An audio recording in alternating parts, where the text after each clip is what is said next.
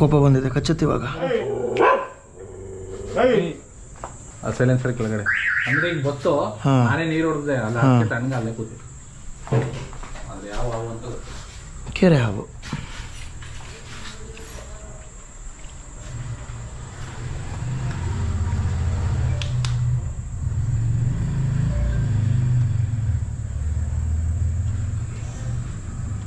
ಕೋಪ ಬಂದಿದೆ, ಕಚ್ಚುತ್ತೆ ಇವಾಗ.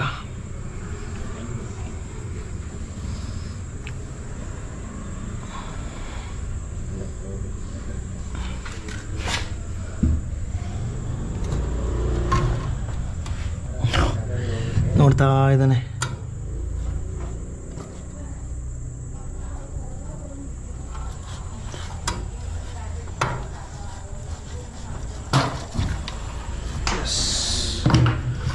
ನೀವು ಚಿಕ್ಕದು ಅಂದರೆ ಇಷ್ಟು ದೊಡ್ಡದಾಗಿದೆ.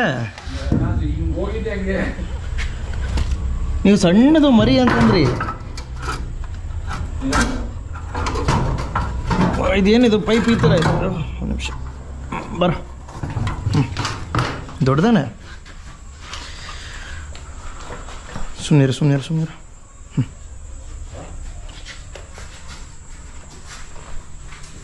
ಕಚ್ಚಬಾರ್ದಮ್ಮ.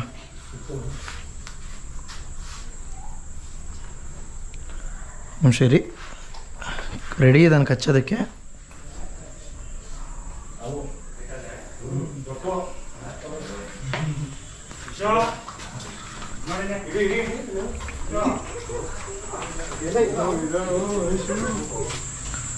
ಸುಮ್ಮನೆ ಎಲ್ಲಿಂದನಾರ ಬಂದಿರ್ಬೋದಣ್ಣ, ಹೇಳಕ್ಕಾಗಲ್ಲ. ಏನು ಫೀರಿ ಎಲ್ಲಿ? ಮನೆ ಒಳಗಿತ್ತಂತ. ಆಮೇಲೆ ಯಾವಾಗಿತ್ತು? ಓಕೆ, ನೋಡಿದ್ರೆ ಬರೋದನ್ನ ನೀವು?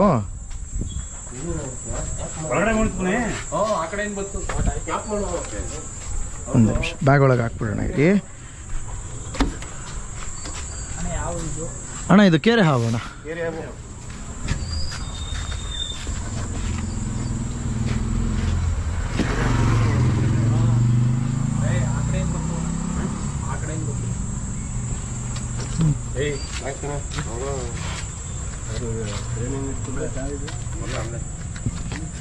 ಬರಲಿ.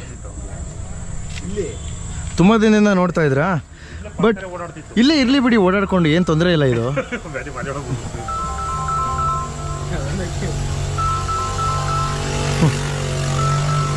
ಹೋಗಮ್ಮ.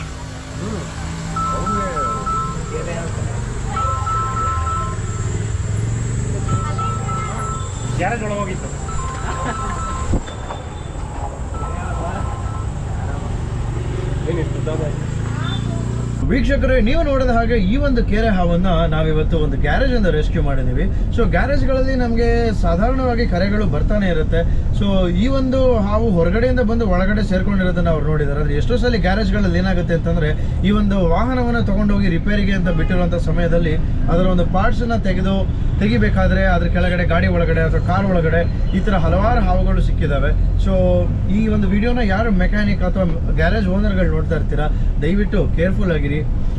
ನೀವು ಕೈಯನ್ನು ಹಾಕೋಕ್ಕಿಂತ ಮುಂಚೆ ಎಲ್ಲಾರ ಒಂದು ಕಡೆ ಯಾವ್ದಾರ ಪಾರ್ಟ್ಸಲ್ಲಿ, ವೆಹಿಕಲ್ ಪಾರ್ಟ್ಸಲ್ಲಿ ದಯವಿಟ್ಟು ನೋಡಿಕೊಂಡು ಹಾಕಿ ಅಂತ ಹೇಳ್ತಾ ಈ ಒಂದು ಅವೇರ್ನೆಸ್ಸನ್ನು ಕೊಡ್ತಾ ಇದ್ದೀನಿ. ಯಾಕಂದರೆ ಇವಾಗ ನಾಗರ ಹಾವಿನ ಮರಿಗಳ ಸೀಸನ್ ಶುರು ಆಗುತ್ತೆ. ಮರಿಗಳು ನಮಗೆ ಹೆಚ್ಚಾಗಿ ಸಿಗೋದು ಗಾಡಿ ಒಳಗಡೆನೆ. ಯಾಕೆಂತಂದರೆ ಆ ಸಣ್ಣ ಮರಿ ಗಾಡಿ ಒಳಗಡೆ ಎಲ್ಲಿ ಬೇಕಾದ್ರೆ ಸೇರ್ಕೊಂಡಿರುತ್ತೆ. ಸೊ ತುಂಬ ಚಾಲೆಂಜಿಂಗ್ ಆಗಿರುತ್ತೆ. ಯಾರು ಓಡಿಸೋರು ಅದೇನಾದ್ರು ಸಡನ್ ಆಗಿ ಹ್ಯಾಂಡಲ್ ಒಳಗಿಂದ ಆಚೆ ಬರೋದು, ಆ ಥರ ಏನಾರು ಆಯಿತು ಅಂತಂದರೆ ಗಾಬರಿಯಾಗಿ ಅಪಘಾತಗಳಾಗ್ಬೋದು. ದಯವಿಟ್ಟು ಕೊಲ್ಲಬೇಡಿ, ಕರೆ ಮಾಡಿ. ಈ ಒಂದು ಹಾವನ್ನು ರೆಸ್ಕ್ಯೂ ಮಾಡಿದ ಹಾಗೆ ನಮಗೂ ಕೂಡ ಬೇರೆ ಎಲ್ಲ ಹಾವುಗಳನ್ನು ನಿಮ್ಮ ಮನೆಗೆ ಬಂದಾಗ ಅಥವಾ ಗಾಡಿಯಲ್ಲಿ ಸೇರಿಕೊಂಡಾಗ ಅಥವಾ ಗ್ಯಾರೇಜಲ್ಲಿ ಬಂದಾಗ ಅಥವಾ ಏನೇ ಆದರೂ ಕೂಡ ನಮಗೆ ಒಂದು ಕರೆ ಮಾಡಿ, ನಾವು ಬಂದು ಈ ಒಂದು ಹಾವನ್ನು ರೆಸ್ಕ್ಯೂ ಮಾಡಿ ತೊಗೊಂಡೋಗಿ ತನ್ನ ಸ್ವಾಭಾವಿಕ ಪರಿಸರಕ್ಕೆ ಬಿಡುಗಡೆಯನ್ನು